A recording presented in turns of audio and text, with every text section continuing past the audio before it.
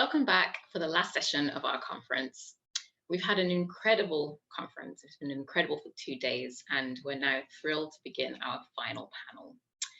Just one final reminder to submit your questions through the Q&A function. The chat is disabled, but you can submit questions through the Q&A, and you can do that throughout the session. This panel is one that will be looking forward, and we're really excited to think about some of the things that we've been able to discuss over the past 2 days and really draw them together with our panelists that we have today. So without further ado, I will invite our panelists and our moderator to turn on their videos and their microphones, and I will hand the time over to our moderator, Gabrielle Apollon. Hello, good afternoon. My name is Gabrielle Apollon, and I'm the Haiti Project Deputy Director and a Supervising Attorney at NYU Law's Global Justice Clinic. As this is the last panel for the conference, I want to give a brief overview of what we've heard so far throughout the last 2 days before I introduce the panelists and get started. In our first panel yesterday, we had the privilege of getting firsthand accounts from counsel who litigated Jean V. Nelson and from activists who have been fighting against anti-Haitian and anti-Black immigration policies for over 25 years. The second panel delved into what it has actually looked like to utilize the Equal Protection Clause in immigration litigation in this day and age by discussing lawsuits related to TPS, DACA, and DED. And those panelists began to ask the question of what it looks like to litigate towards an anti-racist future in immigration, which is a question I hope we can also explore this afternoon. Earlier today, our keynote conversation with Dean Kevin Johnson and Sherilyn Eiffel contextualized our current state of immigration with a historical overview, but they also highlighted the mutual need of immigrant justice movements and racial justice movements to work together, especially as both are under attack currently. And immediately before this panel, we heard from leaders of Black-led community organizations about the main issues that are facing their immigration communities and organizations. And their conversations about the impacts of anti-Blackness is something I hope we can also build upon in this panel as well. And what much of this conference has reminded us is that immigrant justice and racial justice are rarely separate, especially in terms of how those most affected by these injustices experience them. Yet for many of us practitioners and advocates, those areas have been siloed in our minds and in our work for quite some time. So what does it look like for us to bring these areas together in the most sustainable and impactful way moving forward? And I'm excited to hear from our panelists today about this very topic. Each of our panelists is from a different sphere, and we've brought them together so that we can draw from different sectors of expertise and different movements to envision something that is radically different from what we currently have, so that we can get closer, much closer to our goal of equal protection for all immigrants of color, including and especially, as this conference has highlighted, Black immigrants. In terms of the format for this panel, we will have opening remarks from each panelist so that they can better orient us with their work. And then we'll explore where we are now and the current challenges to integrating immigrant and racial justice. And we'll also discuss where to go from here. What does reimagining immigrant racial justice actually look like, and strategies on how to get there? And at the end, we'll have some time for audience Q&A, so we encourage you to submit your questions throughout our time together. And before I turn it over to the panelists to share far more in depth about their work, I wanted to briefly introduce them. So we first have Sama Sise, who's currently at the Center for Constitutional Rights as a Bertha Justice Fellow. She also organizes with Survived and Punished New York, which she will tell you a lot more about. But it's a prison industrial complex abolition coalition to end the criminalization of all domestic and sexual violence survivors. We also have Ivan Espinoza Madrigal, who is the executive director of the organization Lawyers for Civil Rights. Gerline Joseph is the executive director of Haitian Bridge Alliance and the co-founder of the Black Immigrants Bail Fund. And finally, we have Itendai Yachume, who is a professor at UCLA's Law School and the faculty director of the UCLA Law Promise Institute for Human Rights. She is also the UN Special Rapporteur on contemporary forms of racism, racial discrimination, xenophobia, and related intolerance. Again, they will share much more about what their work has looked like. But my first question for all of them, and we will start with Sama, is each of you center your immigration and racial justice in your work in very unique ways. So I'm curious about how specifically that intersection presents itself within your work, and including, and hopefully you could touch on how your work spans across different movements, borders, or coalitions. So Sama, I'd love for you to start. Wonderful. Thank you so much, Gabrielle, for that wonderful introduction and for setting the stage for this much needed conversation. I would say that my work focuses on the intersection of criminalization, migration, and gender justice, both here in the US and globally. But more holistically, I would say my life work is abolishing oppressive and harmful systems and building a world where Black people globally have what we need to be free and to live abundant lives. At the Center for Constitutional Rights, that looks like using litigation and advocacy alongside movements to challenge the racist and anti-Black US immigration system. This includes challenging policies at the US-Mexico border that were implemented specifically to keep Haitians and other Black migrants from accessing the asylum process. It looks like fighting for the release of immigrants facing endless detention and abuse in immigration jails. And it also looks like pushing for an end to a new version of the public charge rule, which essentially creates a wealth test for people seeking permanent residence here in the US. And prior to my time at CCR, my work was providing direct representation in immigration court and asylum offices to Black immigrant, trans, and cis women impacted by gender violence, and advocating for a non-carceral response and healing processes to gender violence in Black immigrant communities. Really, my time doing direct service work just highlighted how anti-Black the US immigration system is, especially in terms of who is believed, who is targeted for further criminalization, and who has access to culturally sensitive legal representation in their native language. As someone who's still very much healing from my and my family's experience with forced migration to the US due to the Liberian Civil War, direct service work, I would say, really heightened my anger about the US and other countries with stolen lands and stolen wealth, using militarism and imperialism to cause chaos and violence around the world, and then having the audacity to close their borders and to punish migrants for trying to find some semblance of safety here, right? And as you mentioned, Gabrielle, outside of my paying work, I also volunteer and organize with a coalition called Survived and Punished New York.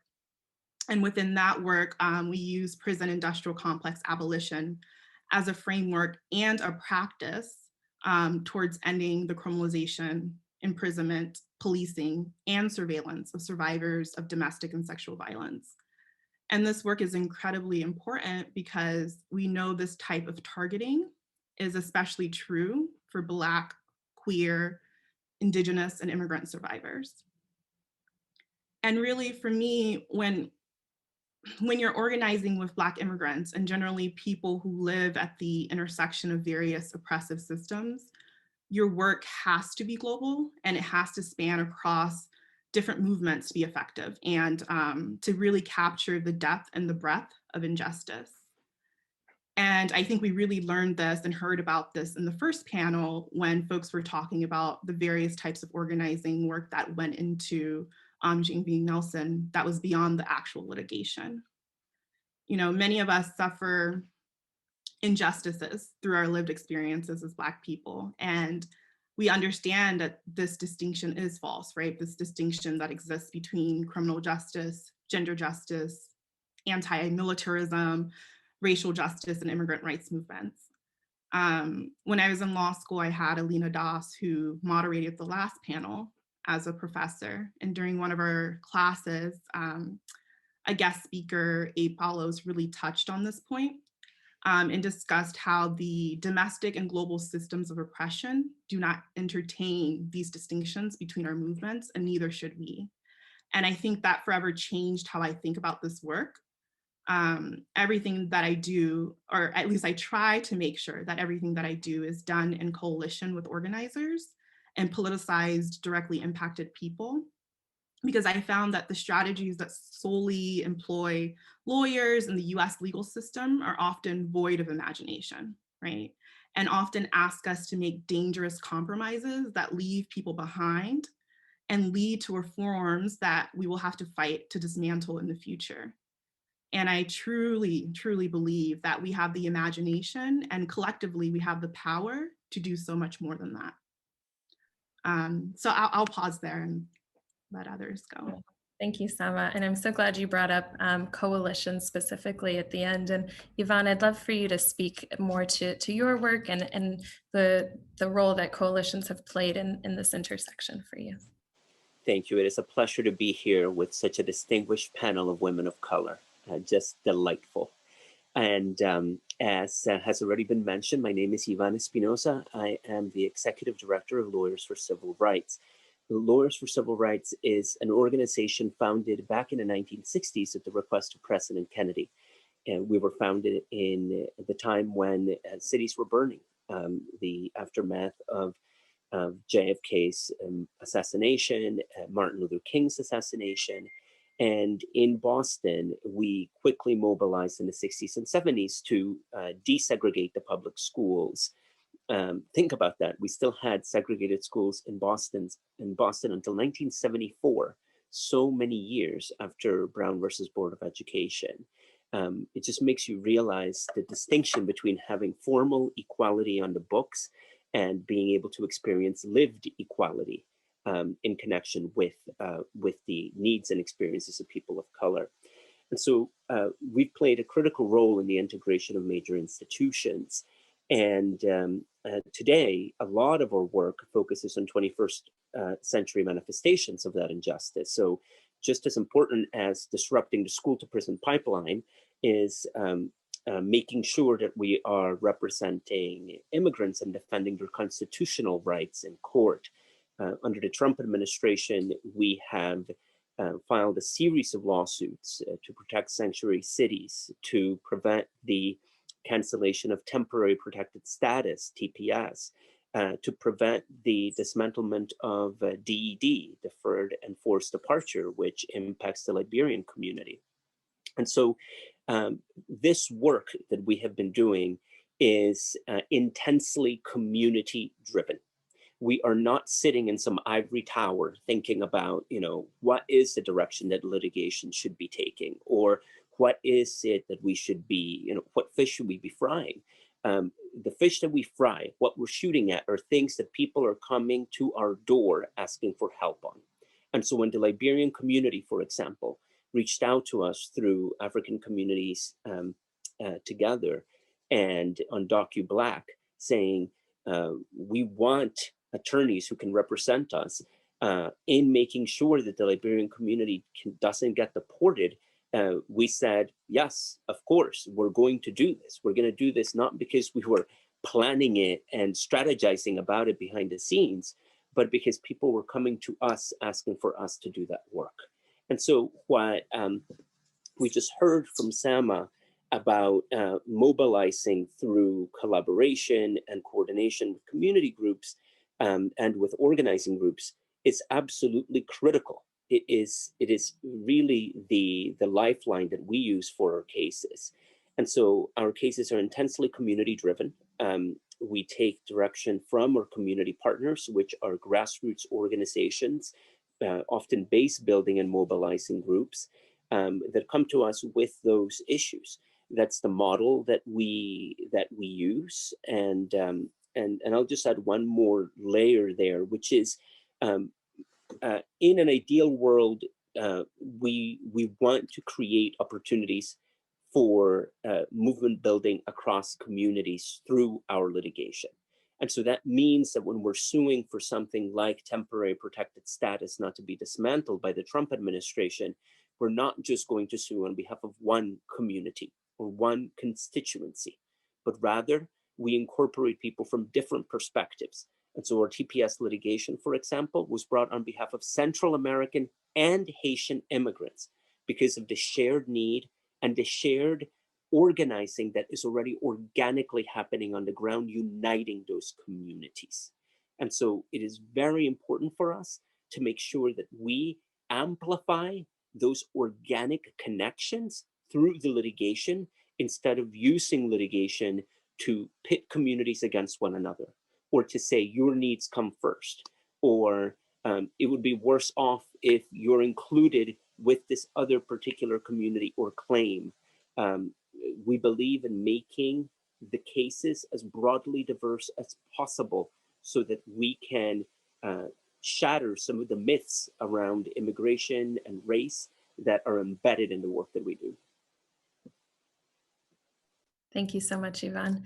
And Gerline, I'm thrilled to have you here, particularly in light of the work that you do with Haitian immigrants, and I'd love to hear you share about that. Thank you. Thank you so much, Gabrielle, and thank you for having me. It is such an honor, humble honor, really, to be with this phenomenal panel. People that I have been following and admiring and learning from. Thank you for having me.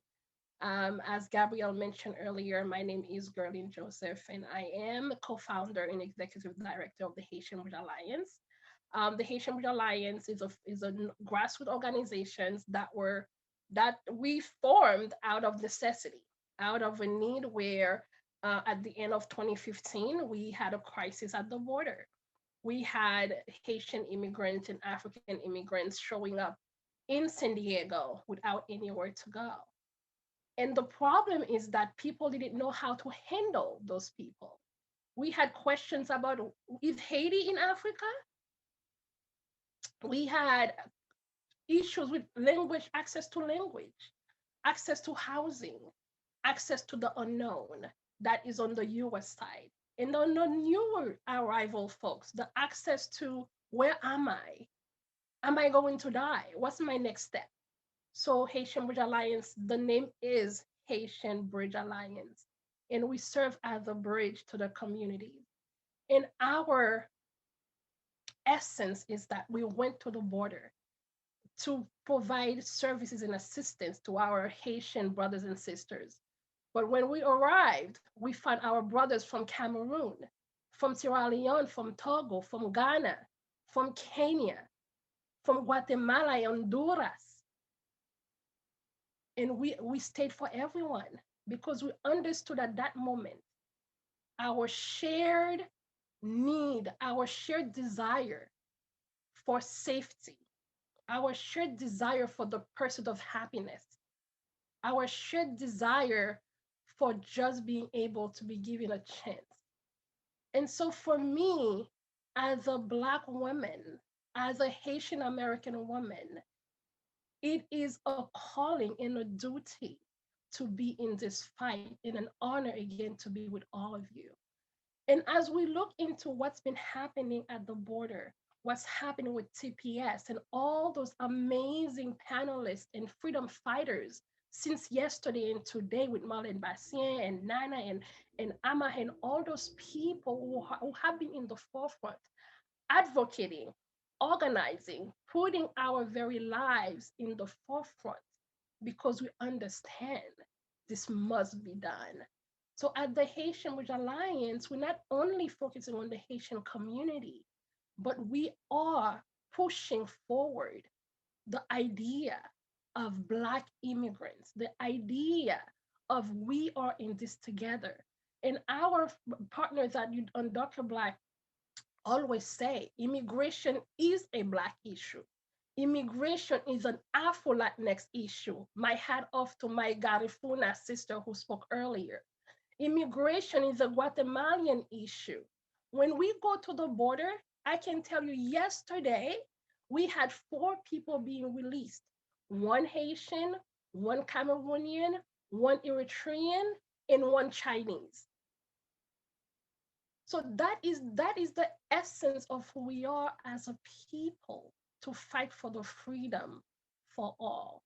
And as we will continue to look into what's happening within the system itself, as we reflect on Jean V. Nelson, and we will understand that the immigration detention center as we know it was based and formed and built on the back of Haitian immigrants that were coming here in the 1980s. We will see the connections between all of those, and how do we then look into the racial justice movement? again, I will say, as a Black immigrant woman, I cannot separate the two. And the reality is, for me personally, as a US citizen, we will say that status does not protect me. It allows us to be able to get a job, to be able to do certain things. But as Black immigrants, being a United States citizen does not protect us, right? So, how do we make those connections? And as we look at immigration prisons, and I say prison because that's what it is, when we look at Black bodies that are being charged 50, 60, $70,000 in the cases of Haitians, and currently in the case of Cameroonian. So on Juneteenth, because we were tired of having somebody reach out for a year and we have to raise $50,000 for that brother or sister. And the day that we finally are able to get that money together is the same day at 1 a.m. in the morning. The phone rings and you answer that person is getting deported. So we were tired, we were exhausted. So on Juneteenth of this year, we launched the Black Immigrants Bail Fund. And to date, we have already supported over 43 people, including another $50,000 for a brother from Cameroon. So this is what we do. This is why we have to continue the collaboration and be able to be part of the impacted community. We have to center impacted community members. We have to make sure that their voices and narratives and stories are told, and we provide them the support that they need. Um, this is just a brief understanding of who we are at the border, in country, fighting for the asylum seekers, the TPS holders, the DACA, and the undocumented who are still in the shadow of this current administration. Thank you so much, Geraldine. And Tendai, we'd love to hear from you, specifically as your work also relates to transnational and global work. Geraldine has mentioned the importance and the reality of borders as it comes to this topic, but we'd love to hear from you at the intersection as well. Thank you so much, Gabrielle, and thank you very much to the organizers for having me as a part of this conference. It's just been truly spectacular to be able to follow along, and thank you to my co-panelists as well, from whom I'm already learning so much. So what I thought I would do is just talk about the different ways that my work brings together immigrants' rights, immigrant justice, and racial justice as well. And I was thinking back to my very first job as a lawyer when I graduated from law school. I was working at Lawyers for Human Rights in Johannesburg, South Africa, representing refugees and asylum seekers. And some of you who are familiar with South Africa will know that the problem of xenophobic backlash has been a really serious one. And I think that was my first experience of anti-Blackness as it can be crystallized in immigration and asylum regimes. And it was a complicated experience. You know, you're in Southern Africa and anti-Blackness is something even there that you're fighting. And so a lot of my work thinks about racial justice in transnational terms, thinks about anti-Blackness even in places that it would seem unlikely that you might have those regimes still in effect to this day. So in terms of the work that I do now, I'm a law professor and my research focuses on the global frameworks governing migration. And most recently, I've been focusing on history and the way that history, particularly the history of colonialism, has really shaped the contemporary frameworks of international migration law. And part of what I do is tracing the ways in which historical legacies of colonialism persist in the way that borders operate to this day. And so it's fascinating and it's been really powerful to hear many of our speakers, including the keynote interlocutors to date, speaking about the US's settler colonial history and how the governance of borders, the racialized governance of borders, was a central tool in that settler colonial kind of regime. A similar thing is true in other parts of the world, where you see that basically colonial empires relied on immigration governance to racially govern different societies. And what you see with decolonization, and not all of the world is decolonized by any stretch of the imagination, but what you see post-World War II is the same kind of racialized logics at play in global and regional and national migration governance regimes, but with the language of explicit racism being stripped away, right? And so, so much of the conversations we've been having is how racial discrimination persists, but even challenging it within legal frameworks is very difficult because of the way that legal regimes have evolved to make it impossible to challenge head-on explicit racism through migration governance. So my scholarship focuses on those issues and kind of tries to bring together history and contemporary legacies of colonialism to make sense of current frameworks. And then, as you mentioned, I'm also the UN Special Rapporteur on contemporary forms of racism, racial discrimination, xenophobia, and related intolerance. And this means that I'm an independent expert who's appointed by the UN. I don't work for the UN. I spend a lot of time criticizing the UN, but it does mean that I do a lot of work transnationally and globally, both with racial justice movements and with migrant justice movements, because in many parts of the world, some of the most intense forms of racial discrimination are being perpetrated against migrants and refugees, and governments are able to get away with it, again, because they use citizenship status to justify so much of that discrimination.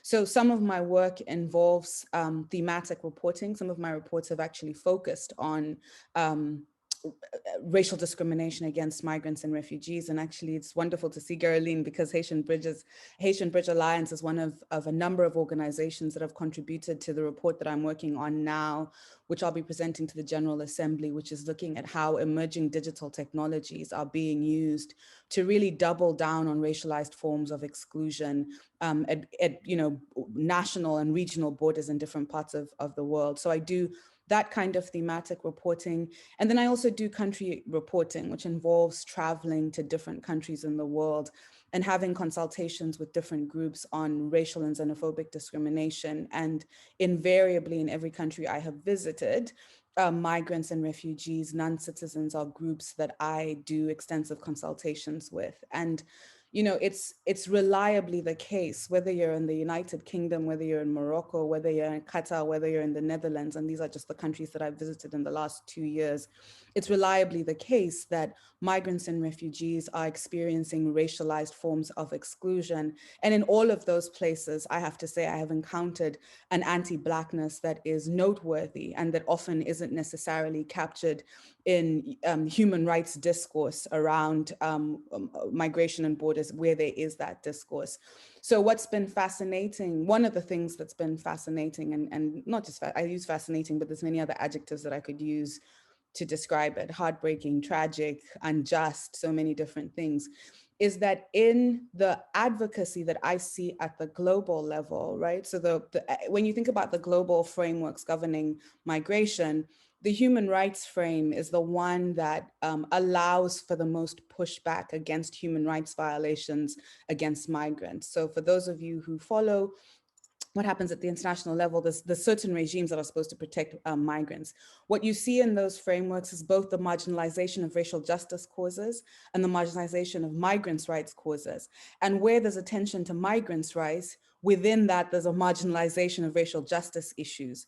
So the siloing that takes place is very, very troubling and reproduces what I see as the projects that states have been really effective in, which is separating migration from racial justice as though those things are disconnected. And I'll stop here, but say that I hope that some of the things we will talk about on this panel will allow us to engage with why it's such a problem to have those frames separated when there's just so much co-constitution of oppression and injustice when you're thinking about racism and anti-migrant regimes as well. So really looking forward to the conversation. Thank you so much, Tendai, and thank you to all of you, because there's so much for us to jump off of from everything that you've shared. And to jump off on your last point, Tendai, that is going to be my follow-up question. In terms of the intersectionality of all of your work, you all work with international human rights, civil rights, domestic violence advocacy, abolition work. what are the successful strategies that you've seen employed in those movements that we could further, that would enable us to further the fight for racial justice within the immigration context? But to your last point, Tendai, where have those movements also, those other movements, fallen short in terms of advocating for Black immigrants? You've touched on those, but I'd love to hear from all of you, or as many of you who would like to share. So feel free to jump in.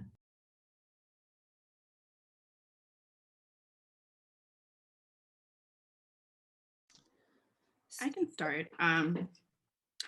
So, I mean, going off what we were just talking about, before I became deeply involved with immigration rights work, I was doing a lot of international human rights work. And I think international human rights has many critiques, but something that I definitely took from that work, and I think is really important when we're doing both domestic focused work, but work that crosses borders, is really the power of storytelling. Because oftentimes within international human rights, you're trying to get domestic audiences to care about abuses and harms that seem so far away. And I'm not talking about manipulative or, you know, storytelling that's like focused on the white gaze, but storytelling that really calls us to task and highlights the messiness of the systems that we're dealing with, the messiness of immigration. And where I saw this really done well was during, when there were a lot of migrants from North Africa, and I'm specifically, I was in Senegal at the time, and there were a lot of migrants going across the Mediterranean to seek asylum or to just seek a better life in Europe. And, you know, a lot of the boats were sinking, and there was just so much going on. And I think a lot of people were focused on sort of the boat sinking, right? And just like trying to get some emotions from that so that people would do something. And what I saw that was really powerful in Senegal was people were talking about folks who were being deported and sort of having them tell their story in such a real way about, one, the conditions in Senegal and what the government was not doing for young people that were pushing them to leave. And then also about the racism in Europe, you know, that was like not enabling them to create any sort of life for themselves, and really talking about the mental strain of that, of having systems where you just don't belong anywhere. And I think as lawyers, as advocates, we really need to be careful with our storytelling and how we tell narratives, and that we're not just telling stories that these systems of oppression want to hear, and that we should really do our best to reject US exceptionalism, which is very difficult when you do asylum work, because you're essentially saying this place is this other country is so bad and the US is so great.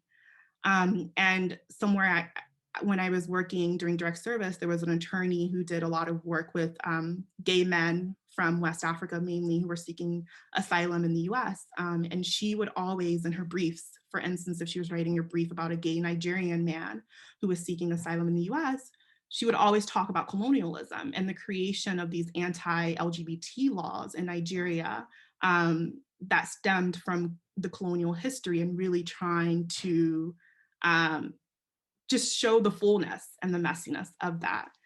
And I think storytelling as well is, as an art, is important, and storytelling to move us beyond reform is really important.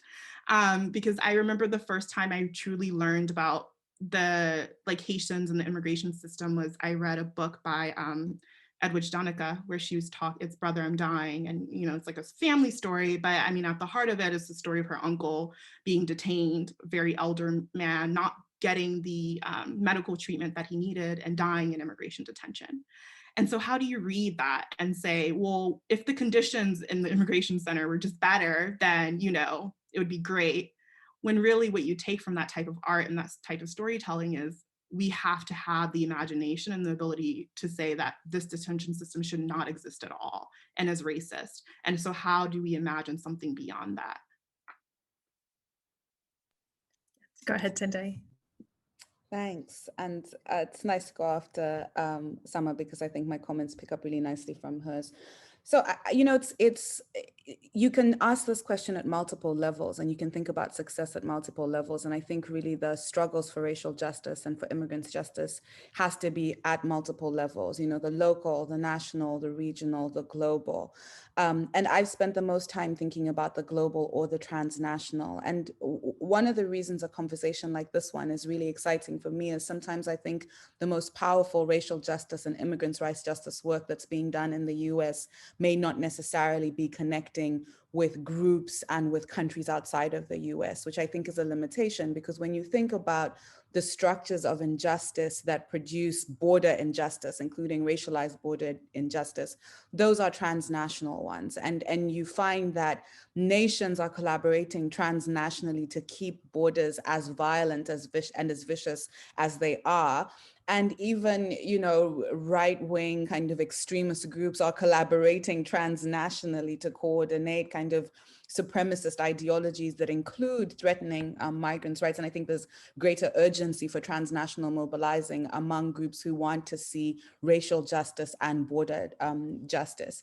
And when I think about successes, I think about the World Conference Against Racism in 2001, which produced the Durban Declaration and Program of Action. And for those of you on the webinar who may not be familiar with that document, it's a really powerful document that brings together racial justice, immigrants' justice, indigenous justice, many forms of justice together, and kind of creates a joint telling of the nature of the way that all of those injustices intersect and manifest in kind of racist and xenophobic discrimination. And I think what was successful and powerful about that mobilization was that it was transnational. It was looking beyond kind of the sites of manifestations of injustice. And I think about this with immigrants' rights and with racial justice, racial injustices and immigrant injustice as well, is that you have to reverse engineer to the structures that are producing those injustices. Most of them are economic,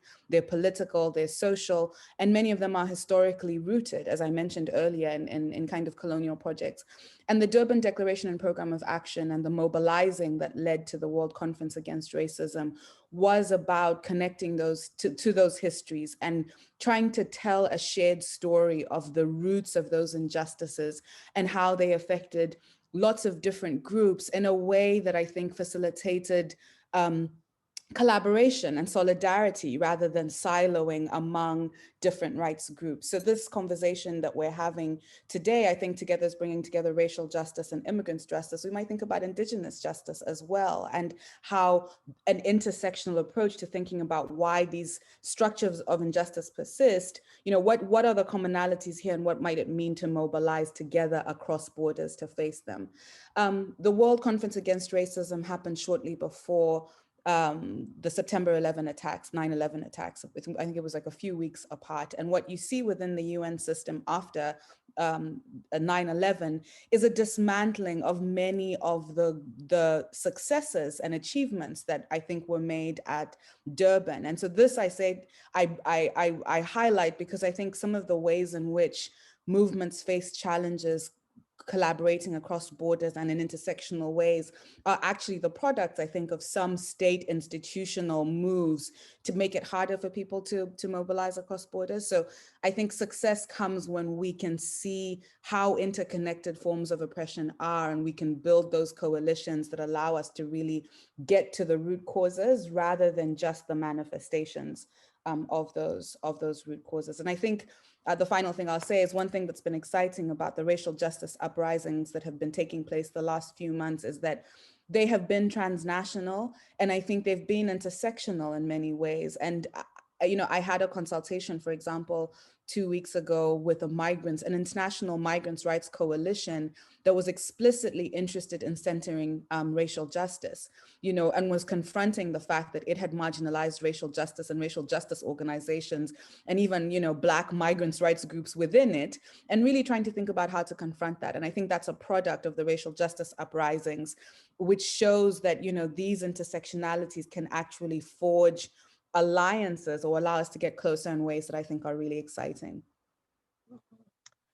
Thank you so much. Wow, I just want to piggyback on what our queen just mentioned. And as we look into what's happening currently at the border, and the idea of border itself, and when we do the intersectionality between the socio-economy uh, uh, um, uh, aspect of things, and also looking into South and Central America, how the system of racism is not an American institution. It is a worldwide institution.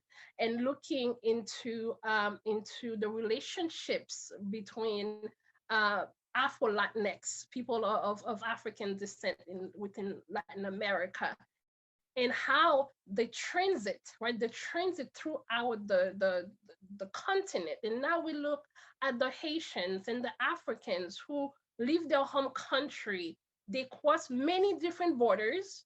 They get to, for example, Brazil, and then they leave Brazil. They cross 10 other borders to come to the United States.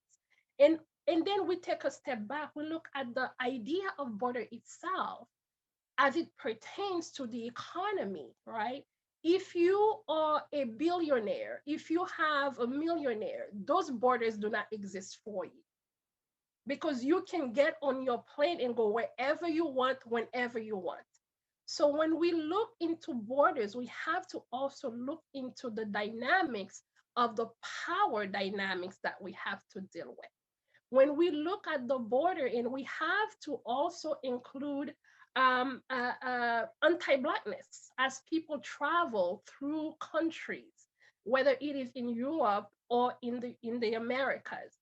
And we even look into Asia, right? When we see how African immigrants are being treated in Asia, and we look in the Middle East as how Black immigrants are also being treated in all of those different countries, we have to look at this as a global pandemic.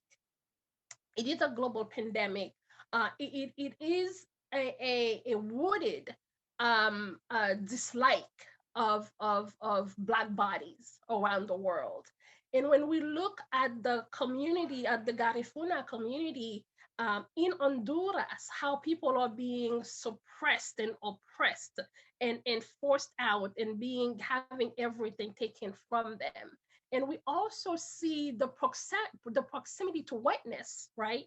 Within our communities, within Latin and Central America, how the divide and conquer mentality continues to find ways to keep the system alive. So when we are thinking about immigration, we're thinking about racial justice movement. We also have to look at in the environment. When we hear about the Haitian immigrants, the Haitian migrants, the first thing that comes to mind, they are running from poverty. They are poor people, but nobody's really looking at the majority of the current refugees or survivors of the earthquake that happened in Haiti in 2010, killing over 250,000 people in one day, leaving millions in the entire country completely dismantled.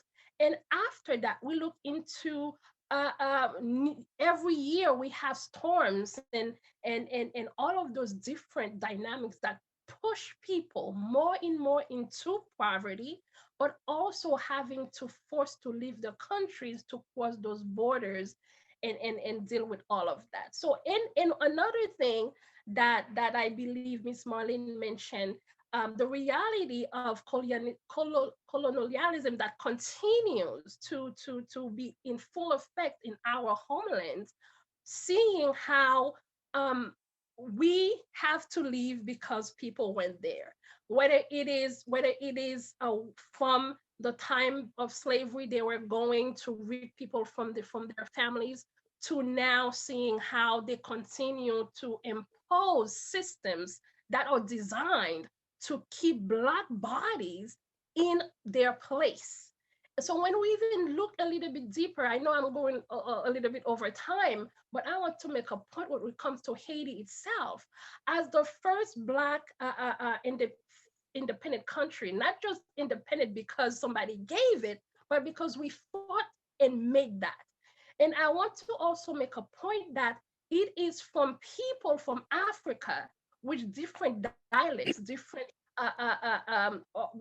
countries mixed with the Native Americans, the indigenous people of the land, to come together to create a new people, to create a new idea and fight for freedom. And we have to understand as well the reality of the immigration systems in the United States always targeting the Haitian community, because this month alone, over 700 people, including babies, and I will repeat that, including babies under the age of 1, have been deported.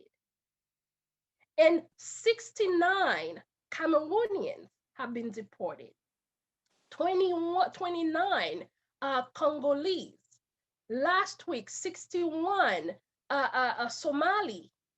Yesterday, Ethiopians. So the reality is Black bodies have always been on the chopping blocks. I will stop there. Thank you, panelists, for such a rich and textured explanation of the issues that we're wrestling with here. I'm going to pick up exactly on one of these threads about the myth of economic migrants, which I think is pervasive even within the legal community. Even attorneys who work on asylum and immigration issues still have this very 1990s, 1980s rooted image of migration as a result of economic pressure. When we filed the lawsuit against the Trump administration to stop the cancellation of temporary protected status, TPS, I went down to visit TPS countries, actually led a congressional delegation with a bunch of journalists to TPS countries to understand what the conditions were on the ground. And I have to say, and I'm actually ashamed to say that I was one of these people who just did not have an accurate understanding of what were the push factors. And I think in many ways, it's almost malpractice when we are talking about immigration cases with that really outdated mindset of economic migrants. So I appreciate that some of the panelists have raised that.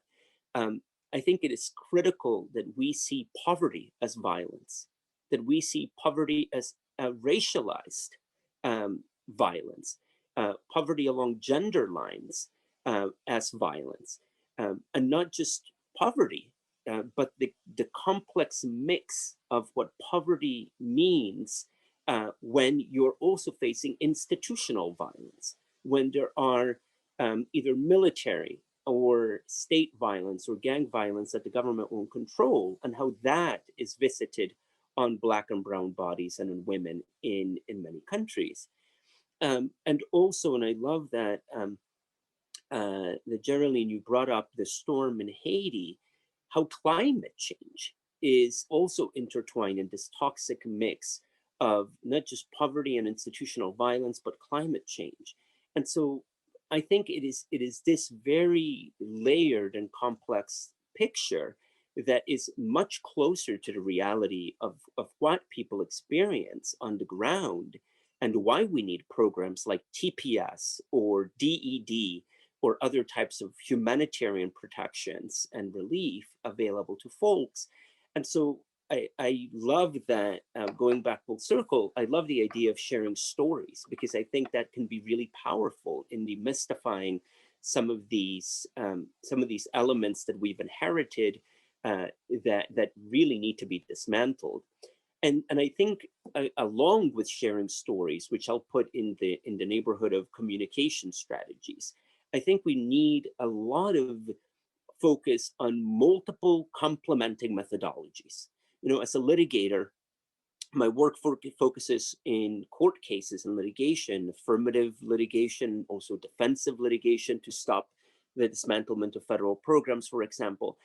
But litigation is not the only silver bullet. We need communication strategies around the litigation. We need policy advocacy. We need legislative advocacy. We need community engagement and mobilization. And it really is those complementing methodologies coming together that produce the success stories that you were talking about, Gabrielle. And I think that it is in that multiplicity of tactics, of tools, that we find the greatest strength, so that we are not siloing the work in one particular arena and frankly compromising it, because if I don't win in court, there needs to be other complementary efforts, whether it's in Congress or in community advocacy, that need to be working simultaneously. And so I see this as really a holistic and comprehensive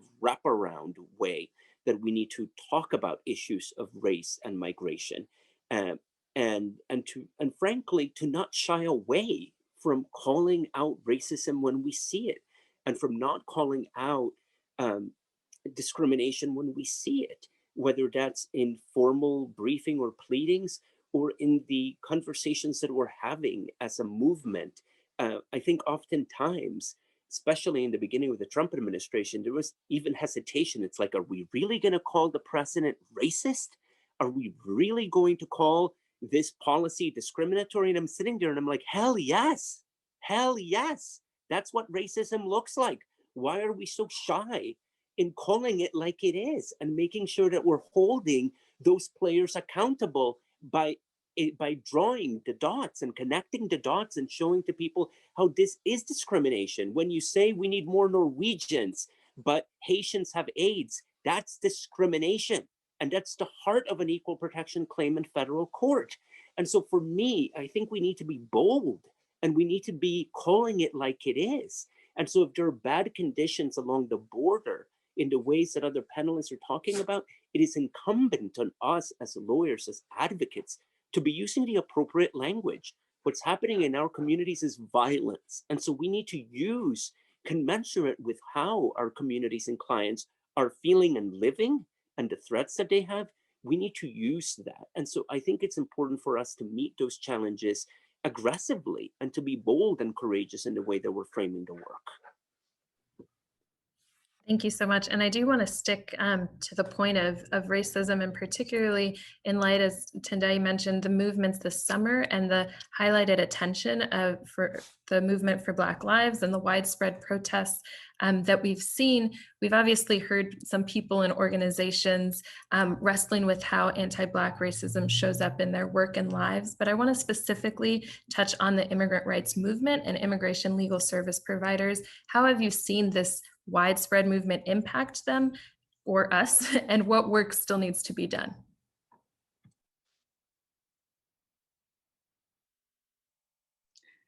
Seems we're going in an order. I'll stick with it. Wow, there was so much, and so much power in everything that everyone just said. I think for me, going back to what Gerline was saying about criminalization, and I think Nana mentioned this in the last panel as well. I think right now what we're seeing beyond issues of poverty and the border is that detention and criminalization are really doing the work when we talk about anti-Blackness in the immigration system today. It's not so different from what we saw with Jean V. Nelson and the policy of detention and the utilization of Guantanamo against Haitian migrants. And I think the ways that the US criminal and immigration systems are really working together at this moment is violent, right? It's truly, truly violent.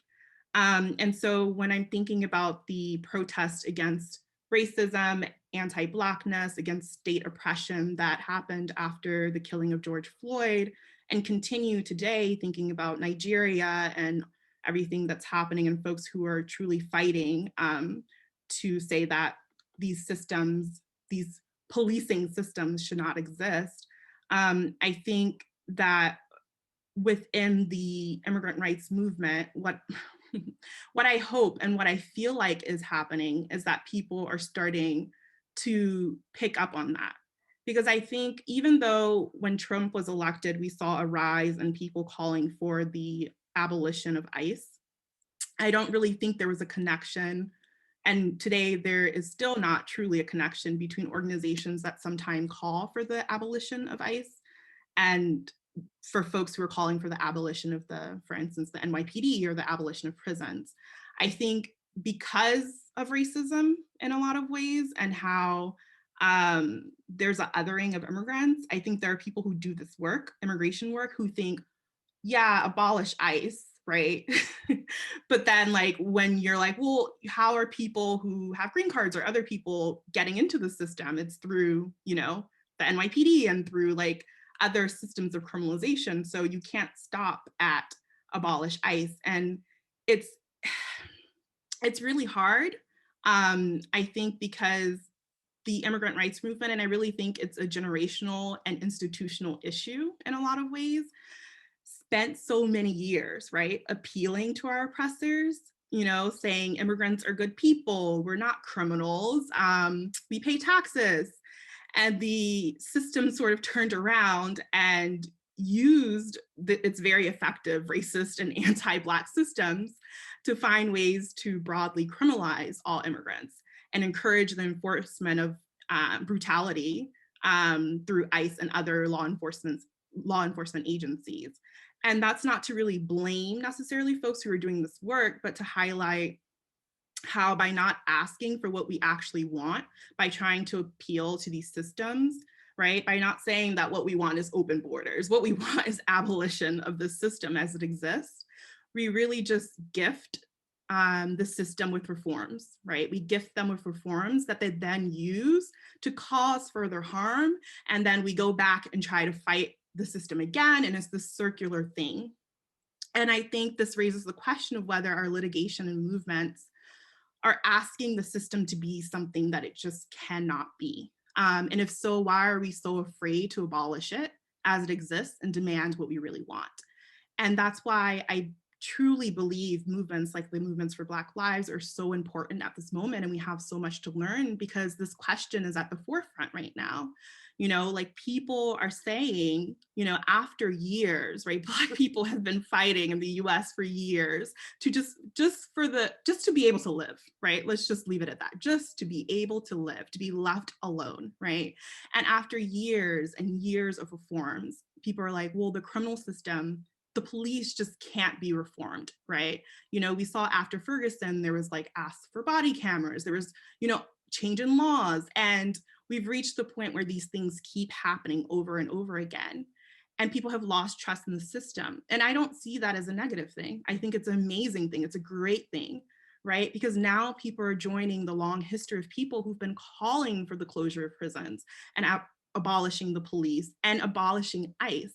And I don't think the immigrant rights movement is there yet, right? I don't think a majority of folks in the immigrant rights movement are there yet.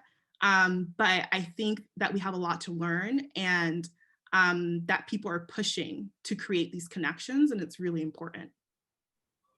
I would like, Gabrielle, like to add that, the reality is, I can just share my personal experience with police brutality and in the movement for Black lives. I was very young when Abdulwima, Haitian immigrant, was nearly killed, brutally beaten, sodomized, and I don't have to go back to the extremely graphic scene of what happens in the bathroom of the police station.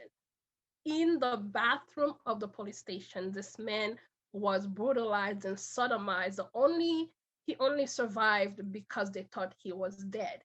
And I remember standing in that room, in that hospital room, with my father, looking at this man and his family in fear of him dying. But to me, that was my first experience with what police brutality is, to what real racism, raw, unfiltered racism as a young girl, as a Black immigrant girl in this land of quote unquote opportunities, right? And for me, when that happened to George Floyd, I was in a state where I relived that experience of standing in that room, looking at Abner Louima on that bed fighting for his life. And those 8 minutes that the police officer's knee was on Brother George's neck was crucial. It was nearly unable to breathe, hoping that the next minute, the next second, he will lift up his knee and he will breathe.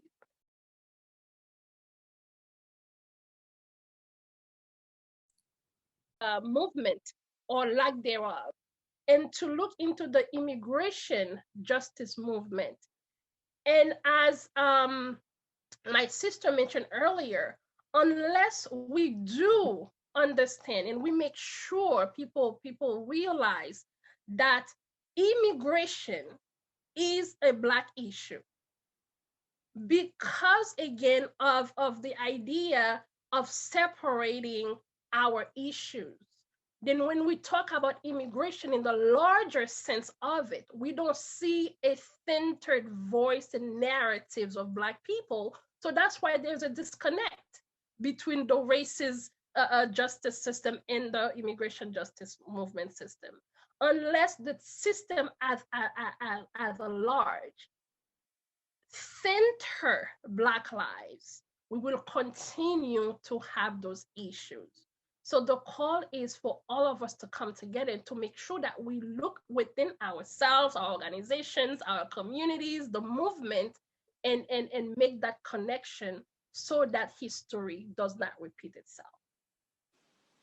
That's really powerful, and I particularly want to piggyback off what Sama was saying. We've ceded so much ground by not asking for what we really want. And I think that's really powerful. And I immediately thought of how in the case of TPS recipients, right, which spans Nepal, Sudan, Haiti, and Central American countries, we never asked for a green card. We never asked for citizenship. We never asked for full humanity to be recognized, for our full experience to be dignified. We were happy with just a work authorization. And that is how we find ourselves, fast forward into the Trump administration, so vulnerable that that status could just be removed with the stroke of a pen.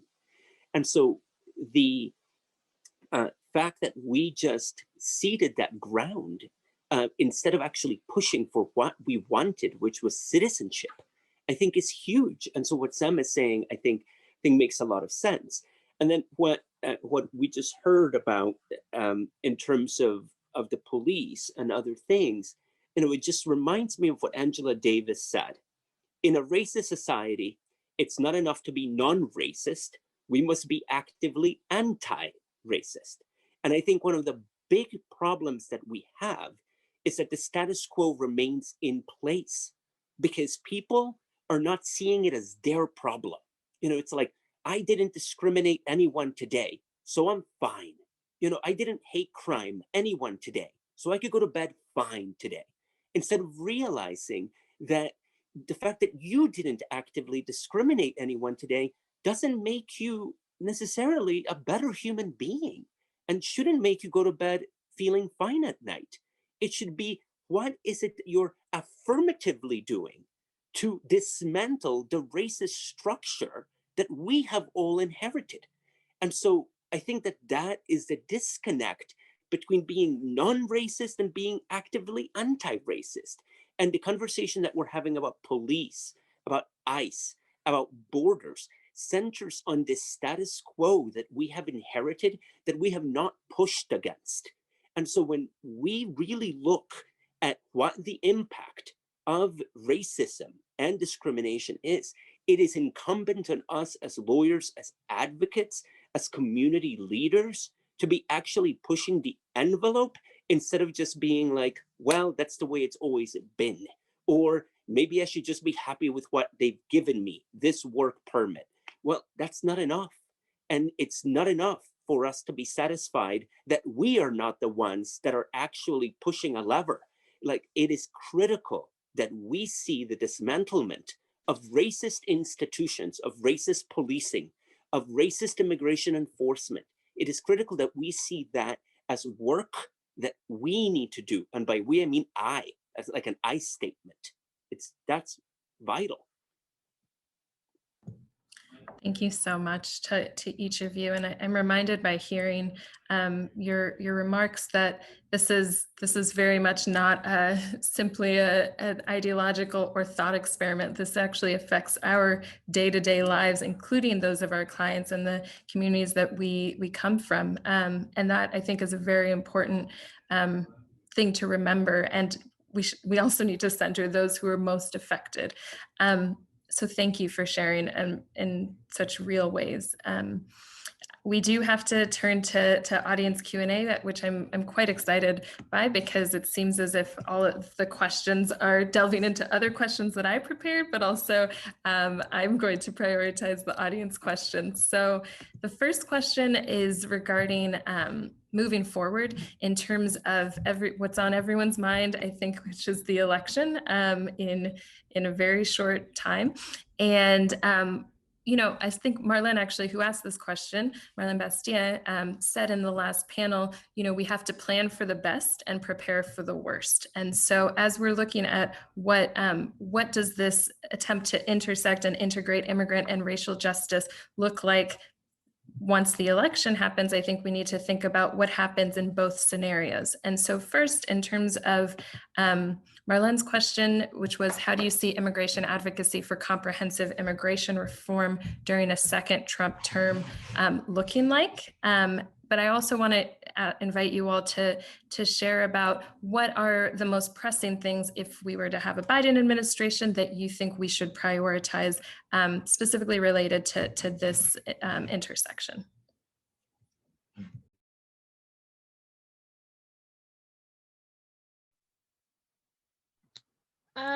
Wow, that is a nightmare that we are unable to avoid. Let me just start. If we have a second term of this current administration, it's Mayday. It's Mayday is SOS. Is lives continue to be destroyed and stolen. It's darkness within our communities. It's parents afraid and fear. For the past 4 years, this has been a heavy cloud of fears, you know, across the board when it comes to immigration, when it comes to the anti-Blackness and racism, heightened, I shall say. So if we have another 4 year, for me, where I'm standing, I'm on Mayday and SOS mode. Now, if we do have a Biden-Harris administration, we have an uphill battle. And with that being said, I believe that we can push and create and recommend a proper policies that will enable fair immigration policies to bring relief to those people. When we look into TPS holders, we have 300,000 people, close to over 50,000 Haitians, and we look into immigration prison. We have a lot of Black bodies in those cages. To be able to create policies that will protect the lives, as the previous panelists and speaker mentioned, the 14th Amendment protect lives regardless of status, and we are seeing that lives are being put in danger right now. So we will have to make sure that we hold the government accountable, the administration accountable, and prioritize life and protection of lives. We have to make sure that they restore a fair asylum law, because that is the right thing to do, combined with international law, giving people a chance at due process. We have to make sure when we speak about Black Lives Matter that is centered into everything that this country is putting in place. It is centered into every action, into every bill, into every reform that this, if we have a new administration, that Black Lives Matter will be a center of that, and they will not be afraid to come and say Black Lives Matter, because we understand that none of us are free until every single Black person is free. Thank you, Tendai. I saw that you might have wanted to add something. Yeah, and I agree with a lot of what Geraldine has said. To me, you know, there's a way in which the administration that wins, there's distance between them, but there's also not that much distance, depending on how you analyze it when you're thinking about racial and immigrants justice, right? I think if Trump were to win again, what we're headed for is 4 more years of kind of ethno-nationalist fascist border policy that is explicitly racist and xenophobic. But if you look at, say, for example, the conversation around the Mexico-US border wall, right? There's a lot of liberal resistance to the idea of building a border wall, but I haven't seen that kind of resistance when you think about smart borders and the emergence of this digital technology that is actually resulting in more deaths, or seems to be producing more deaths and border crossings than any physical wall would do.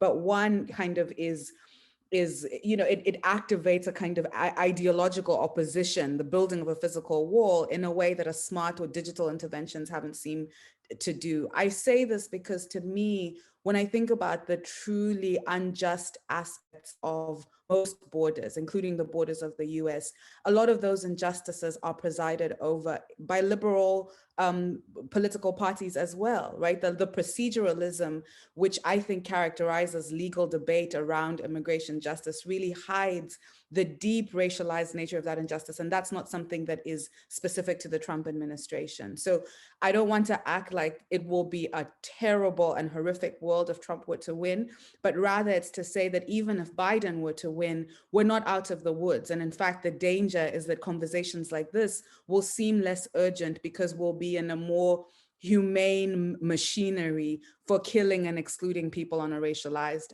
basis. So I think, as Geraldine was pointing out, I think the Biden administration presents a possible opportunity to start doing the rethinking of borders that is absolutely required, and that is tied to rethinking economic systems. You know, Ivan was talking about climate change. Part of the problem that we're in is that the relationship that human beings have to the planet is entirely untenable, and we're destroying the planet. And part of that relationship has been structured by kind of racialized hierarchies that infect labor, that infect policy, that affect all kinds of, that's the level at which we need to be engaging. And I worry that a Biden administration would go back to the old world of presiding over untenable racist regimes in more kind of on the surface, less aggressive and less kind of offensive terms. So I think no matter who wins, the sense of urgency has to absolutely be maintained.